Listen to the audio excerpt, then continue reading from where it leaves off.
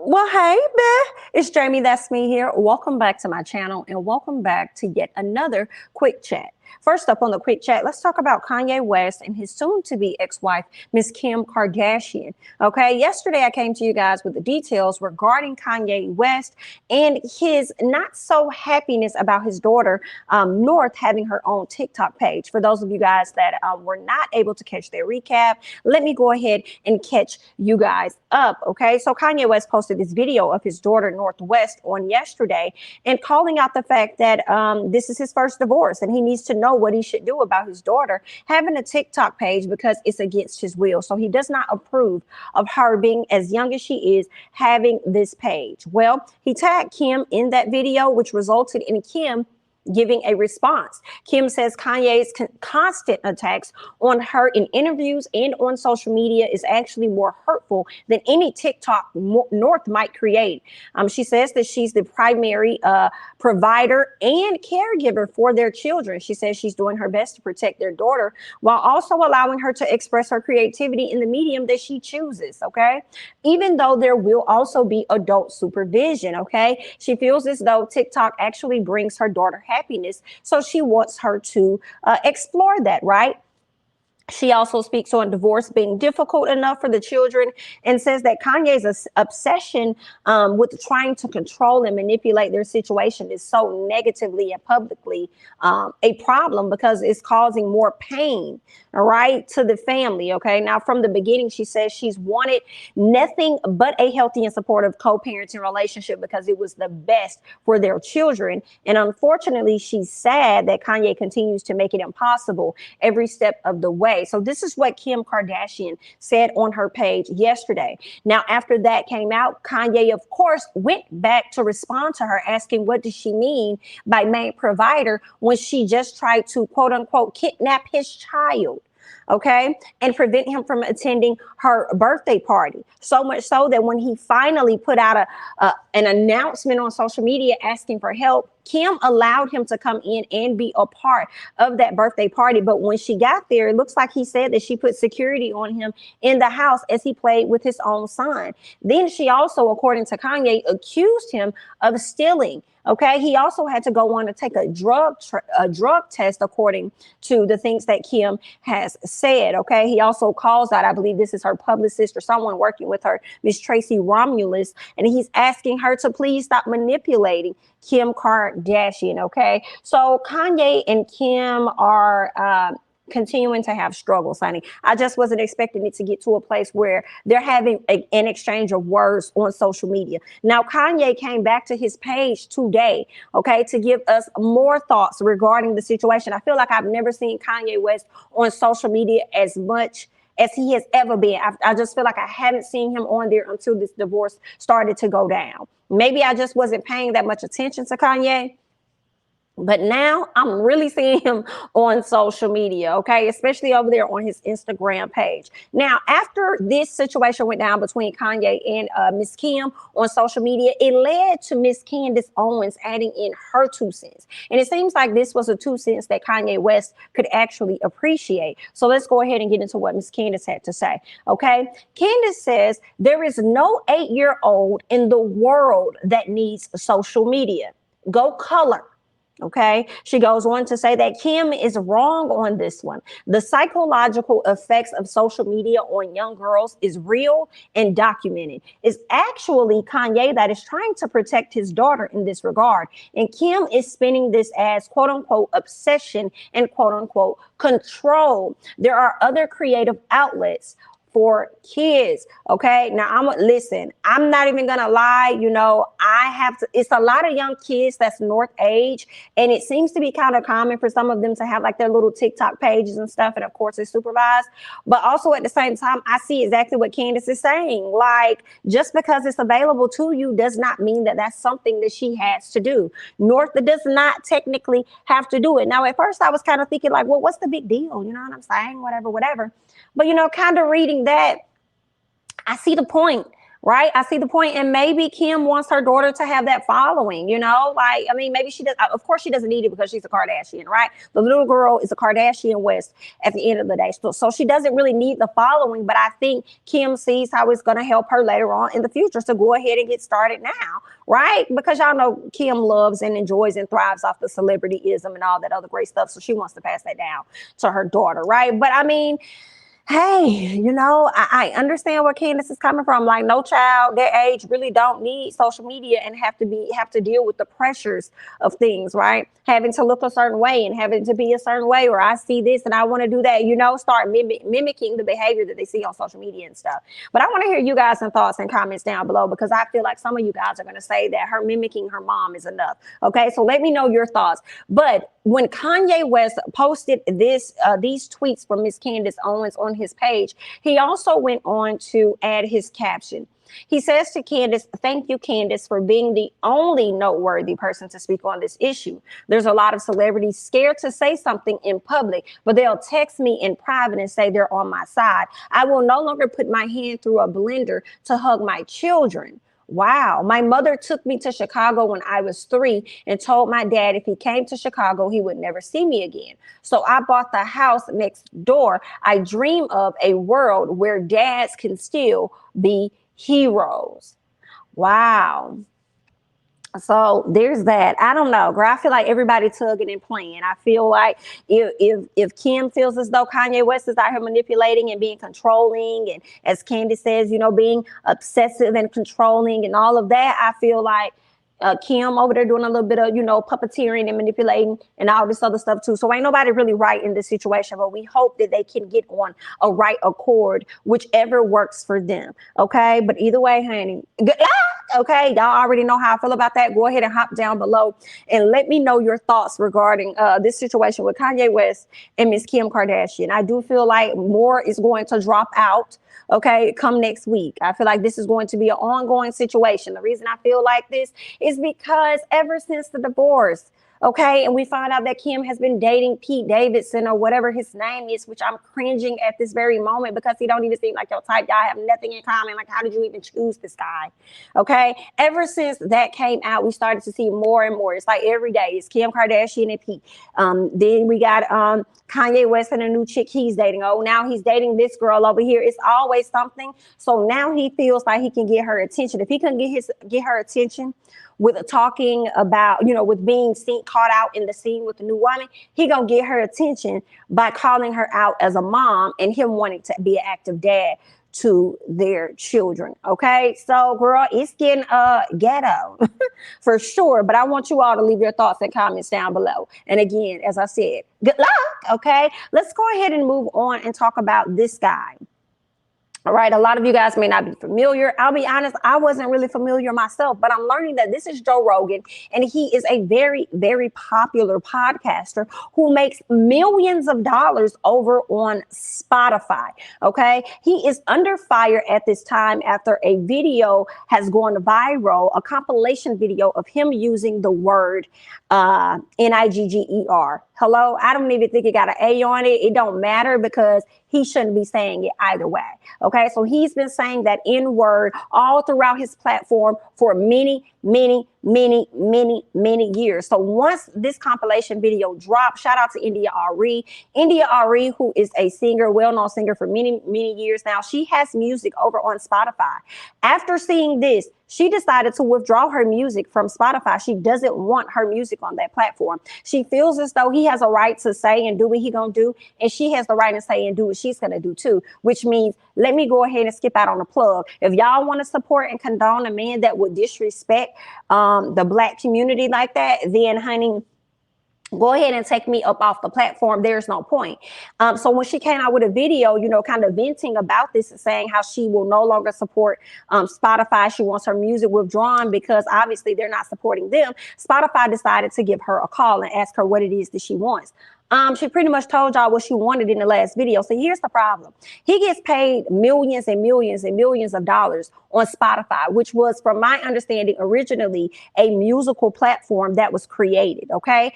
And that platform, according to India Ari and what they told her, they make a ton of money off of Black artists. So you mean to tell me you can give this man millions and millions and millions of dollars to host a podcast, okay, when you are technically a music platform, okay, primarily, and what makes your business go round is the music, the talent, the hard work of Black people, and you give them cents on a dollar, but he can get millions of them, and then he can also get on that same platform and disrespect those very Black people that's bringing money to your platform, and you only want to give them cents on a dollar? Yeah, no. So I didn't blame her, because it's like, girl, if I'm making cents on a dollar on your platform, I might as well come up with my own type of platform for my own, or put it somewhere else if I'm gonna get cents on a dollar. You see what I'm saying? Then I might as well figure out somewhere else to house my stuff. If I can figure out how I can house it myself and make coins off of it, then let me do that. Because this right here ain't it. Okay. And I hate that she's the only person that I've heard speak on this. I wish it was more Black artists that would band together and support her in this. And I hate it because I feel like because she's India Ari, they wouldn't do it. And it's crazy because even when she came out and spoke her piece, she didn't even think that it was going to blow up as big as it did. She thought it was just going to fall on deaf ears because that's kind of what she's used to. And I have an inkling as to why I think that way. But I feel like if Beyonce would have came out, okay, or someone else would have came out, or maybe even Nicki would have came out and said, oh, I'm pulling my music because y'all not going to sit up here and let this man say whatever it is that he wants to say, then everybody else will be up there trying to band together and then support, okay? But girl, I hate it. I just wish more Black artists, you know, independent, big, whatever you are, would support her in this and withdraw. Because if y'all stop putting y'all music over there, then they're not gonna have no money to pay this idiot anyway. Okay, while he's sitting over here using the N-word. Okay. All up and down. That's been a part of his platform for many years. I don't know if he's ever been checked about it, but finally somebody has put the compilation videos out there, and now he's coming under fire. And y'all kill me when y'all be doing this disrespectful stuff and knowing that it's wrong, and then turn around and want to give us your weak ass apology like we really care. Y'all just do that enough to appease us. Like, nothing's gonna happen. I feel like he could have not even given us an apology, but chose to do so just to make it seem like, okay, yeah, I'll do it. Yeah, just go ahead and just give him a little something. Yeah, well, they just want a little apology. You don't have to make it drastic. Just say, yeah, I apologize and move forward, okay? Just so we can be in the clear and get out of this situation. Like, Spotify wasn't gonna withdraw no money. They wasn't gonna take nothing off the table. I feel like that man do bring them in some good money as well, right? But at the end of the day, the money that y'all pay him primarily come from these Black folks. Girl, I cannot. What other kind of slavery is this? But anyway, girl, he done came out. He gave us this video and he's apologizing for his actions. I want y'all to go ahead and I'm gonna play this video for you guys to hear what he has to say, because if you ask me, it's 1000% bogus. Especially, I want you guys to hear and listen to how he tries to use the excuse. He tried to kind of like play on Black people and how we use the word. Like, oh, Black people can use it for this. They can use it as a term of endearment. They can use it if they're angry, if they're happy, if they're sad. They can use it to manifest or whatever it is that he says. It's like he tries to, what's the term I'm looking for? He tries to, I keep saying manipulation keeps coming to my mind, but I think it's reverse psychology that I'm looking for. It's like he's trying to play some type of reverse psychology, like they can use it whichever way they want, but I can't use it. It's what he kind of says. That's what I hear.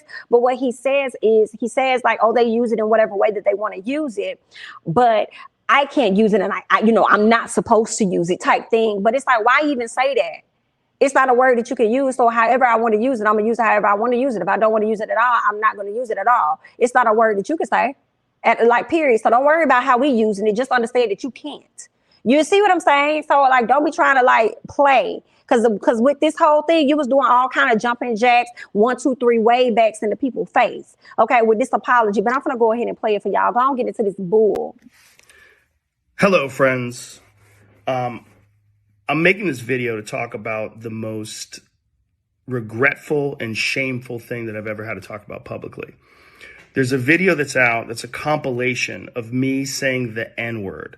It's a video that's made of clips taken out of context of me of 12 years of conversations on my podcast, and it's all smushed together, and it looks fucking horrible, even to me. Now, I know that to most people, there's no context where a white person is ever allowed to say that word, never mind publicly on a podcast. And I agree with that now. I haven't said it in years, but for a long time, when I would bring that word up, like if it would come up in conversation, instead of saying the N word, I would just say the word. I thought as long as it was in context, people would understand what I was doing. Like that context was part of the clip we were talking about Red Fox, how Red Fox said that word on television in the 1970s and how times have changed so much since then. Or about how Richard Pryor used it as one of the titles of one of his albums. Or I was quoting a Lenny Bruce bit, or I was quoting a Paul Mooney bit, or I was talking about how Quentin Tarantino used it repeatedly in Pulp Fiction. Or I was talking about how a Netflix executive, ironically, used it because he was trying to compare it to another offensive word, and he said it out loud, and they fired him. Not calling anybody or just saying the word out loud. I was also talking about how there's not another word like it in the entire English language, because it's a word where only one group of people is allowed to use it, and they can use it in so many different ways. Like if a white person says that word, it's racist and toxic, but a black person can use it and it could be a punchline. It could be a term of endearment. It could be lyrics to a rap song. It could be a positive affirmation. It's a very unusual word, but it's not my word to use. I'm well aware of that now, but for years I used it in that manner. I never used it to be racist because I'm not racist, but whenever you're in a situation where you have to say, I'm not racist, you fucked up. And I clearly have fucked up. And that's my intention to express myself in this video, to say, there's nothing I can do to take that back. I wish I could. Obviously, that's not possible. I do hope that, if anything, that this can be a teachable moment. Because I never thought it would ever be taken out of context and put in a video like that. And now that it is, holy shit, it looks bad. And it's part of also me doing this podcast for thousands of hours, thousands of episodes, over 12 years. I said a lot of fucking stupid shit, which is fine when you're talking about most things, but not when you're talking about race. And there's another clip that I have to address. There's a clip from 11 years ago. I was telling a story on the podcast about how me and my friend Tommy and his girlfriend, we got really high. We were in Philadelphia and we went to go see Planet of the Apes. And we didn't know where we were going. We just got dropped off by a cab, and we got dropped off in this all black neighborhood. And I was trying to make the story entertaining. And I said, we got out and it was like we were in Africa. It's like we were in Planet of the Apes. I did not, nor would I ever say that black people are apes, but it sure fucking sounded like that. And I immediately afterwards said, that's a racist thing to say. Planet of the Apes wasn't even in Africa. I was just saying there's a lot of black people there. But then I went on to talk about what a positive experience it was and how much fun it was to go to see this movie in a black neighborhood. It wasn't a racist story, but it sounded terrible.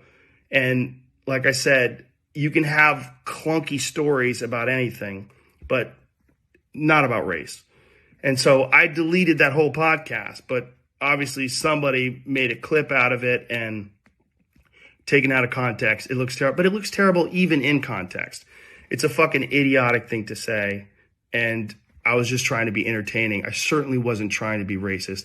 And I certainly would never want to offend someone for entertainment with something as stupid as racism. My hope is that, look, I can't go back in time and change what I've said. I wish I could. Obviously, that's not possible. But I do hope that this can be a teachable moment for anybody that doesn't realize how offensive that word can be coming out of a white person's mouth, in context or out of context. All right, y'all just heard the BS that just came out of his mouth. I wasn't necessarily trying to hear a whole lot of nothing that he had to say, especially when he said, I understand that now. I agree now that I can't use that term. So you knew that years ago when you was explaining stories and you were breaking down the context. You knew this is not a new thing. Don't act like this is a new 2022 thing where you're not allowed to use that word. All right, regardless of whether it was in, out, around the context, you shouldn't be saying that word, sir. You know the history that comes with it, especially from your kind. So you are definitely 1000% out of line. And for you to come to us with this bogus apology, which is foolish, wholeheartedly, and then trying to absolve yourself of any knowing better. You're a grown man. You know better. You know what you're doing. And you thought it was so funny that you continue to make different types of jokes. Okay. And that's the crazy part. You got a whole podcast, but you choose to make us the butt of your jokes. It's not comical at all. I've never even watched a single episode of the podcast or listened to it. And I'm glad that I haven't. I'm not going to lie. I'm glad that I haven't. And, I don't plan on in the future. I never knew about whoever this man was until this situation happened. So yikes, okay? Definitely BS. I was not believing it. I'm not here for him. I want to hear you all's thoughts and comments about the situation. I just felt like he was doing a bunch of exercises in front of the people. And I wasn't here for it, though. I wasn't. I wasn't at all, okay? The only exercising I want to see is the zeros being slashed from his check. Like, I can't. Okay, y'all go ahead and hop down in the comments. Somebody, he deleted the podcast when he gets somebody saved it. Girl, go sit your... Help him, please. And let's go ahead and move on to some other stupid news, honey. Let's talk about Miss Egypt and her boo Samisha Sam, okay, over there at Growing Up Hip Hop. It looks like both of them have decided that they're going to get married. So I guess Miss TT was the only person to get married this season.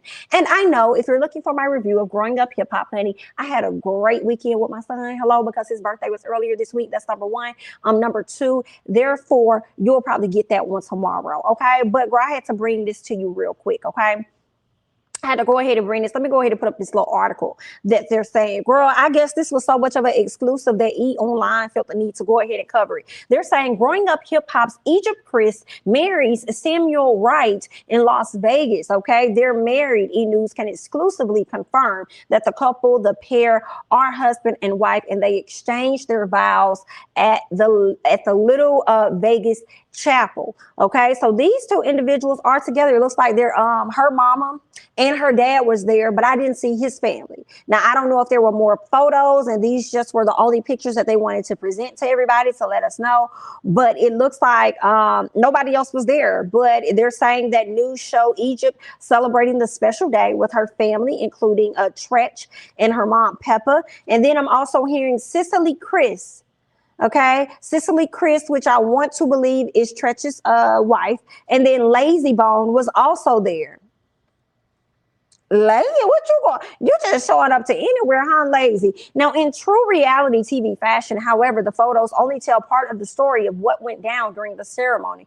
Fortunately for fans, the wedding will be featured in an upcoming episode of Growing Up Hip Hop. Girl, we gonna be dragging. Let's keep going. Sam and I couldn't be happier, says Egypt. This is what she told E! News after the ceremony. In the words of Pedro Collardrone, I'm not even gonna mess this man up, okay? Mess up this name. But in the words of Pedro, when love is not madness, it is not love. What the heck? Girl, when love is not madness, it is not love. But then is it love? Like, I'm confused. How is madness equating to love?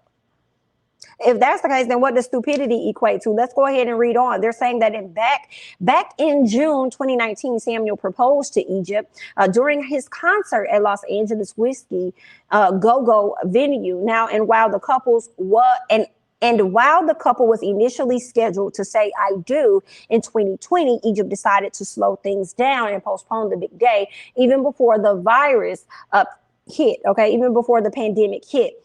Now, Egypt told Hollywood Life, I'm actually glad my instincts told me about this before this broke out, because we were going to have our wedding in December of 2020. But I was like, that's Christmas time. I really just want the focus all on me. This is Jesus' birthday. Okay, this is a time of celebration and family.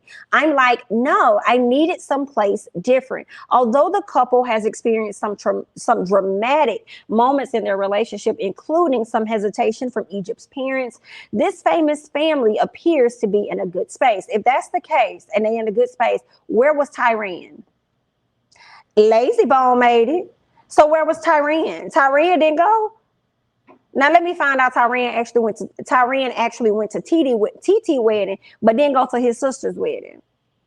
Yikes. Let's keep going. Okay. Egypt wrote on Instagram, our love will always conquer all. Okay. Hashtag true love, hashtag best friends, hashtag other half, hashtag fiance. So are you confirming that you'll be transitioning from growing up hip hop over to love after lockup? Because right now it seems like y'all might be headed for love during lockup. Is Sam going to end up going to jail based on these charges that he has?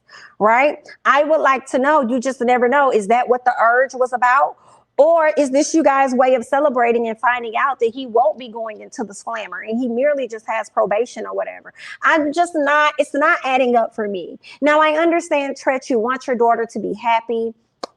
You want her to make the best decisions for her. Even if they're not great decisions, you got to let her live her life, right? But I'm conflicted. I need to see how this is going to play out. Because at one moment, you were just upset that your daughter was actually lying to you about how the incident and everything took place. You weren't believing her. You were feeling away. And you started to notice how Sam was pulling her in one direction when she needs to be going into another direction. And then you stand up here so proudly with a big old smile on your face, allowing this man to marry your daughter.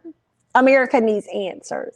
And Pep, we know you don't make great decisions with me in any way. Okay. So we already knew that you were just going to go along to get along, period. Okay. You're always extremely delicate when it comes to Egypt. Okay. You don't like to, disappoint her and all that stuff. And I get it, girl. But I also feel like you don't tell her the truth either. So you just went ahead and just went along to go along.